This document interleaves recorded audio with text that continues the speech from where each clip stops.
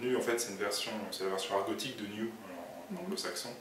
Les anglo-saxons disent beaucoup, enfin, dans leur argot, ils écrivent nu comme New York, même ils mettent New York parfois. Et donc j'ai pris cette version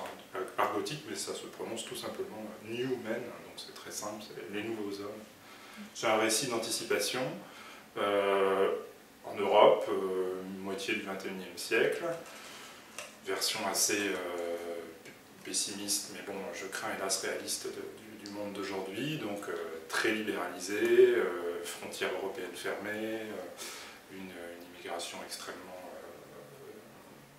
verrouillée, et derrière ça, un récit, c'est assez classique, hein, c'est un récit de complot et d'expérience, de manipulation génétique sur les êtres humains pour créer des surhommes. Ça c'est le pitch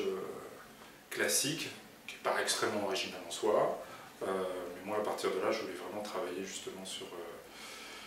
le social, sur les dialogues, sur je vais dire la psychologie des personnages, mais ça beaucoup d'auteurs vont dire la même chose, mais vraiment l'interaction sociale entre les personnages. Donc en toile de fond d'un récit d'anticipation très classique, ben, on parle beaucoup d'ethnie, et donc en fait les dialogues sont très durs, très argotiques souvent, mais malgré tout avec des bases scientifiques très fortes derrière, c'est-à-dire qu'alternent parfois, comme font beaucoup les anglo-saxons dans le comics, des explications scientifiques assez poussées, et puis en même temps ils ne s'arrêtent pas de s'insulter, de s'envoyer des vannes pourries, sexistes, racistes, enfin vraiment très violentes. Et j'essaye de faire glisser ça comme ça justement, sans à chaque fois s'apesantir en disant ah c'est pas bien ce que tu as dit, etc. Parce que ça c'est très français, et c'est quelque chose qui m'agace beaucoup. Une actualité assez forte, puisque il sort le 25, pile au moment du festival, je vais être très présent sur le stand pour dédicacer, je pense que je vais avoir pas mal d'interviews et beaucoup de rendez-vous. Bon, c'est assez classique des auteurs quand on publie quelque chose là, quoi. Pour moi le festival c'est surtout le lieu de rencontre avec tous les autres amis auteurs ou enfin de la profession que j'ai pas l'occasion de voir le reste de l'année. Moi ce qui me plaît à Angoulême le plus, c'est le paysage, c'est la notion de paysage qui peut se dégager d'Angoulême, puisque c'est une ville sur ce qu'on appelle Oppidum, une ville sur un plateau, donc c'est sur une hauteur, et elle est le centre-ville est très facilement circonscrit, avec ses remparts. Et en fait,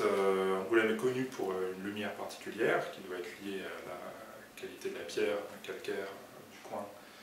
et donc le contraste avec le ciel, les tuiles rouges et tout ça,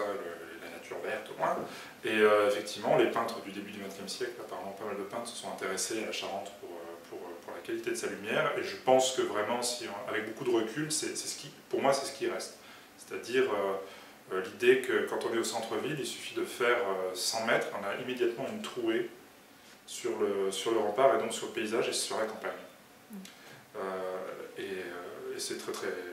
je trouve ça très beau, quoi. Que ce soit au nord comme au sud, que ce soit côté rempart nord ou côté rempart sud, il y a toujours un dégagement, il y a toujours une vue, il y a toujours une perspective, et pour moi c'est la chose la plus que je retiens, que je retiendrai dans l'Angoulême.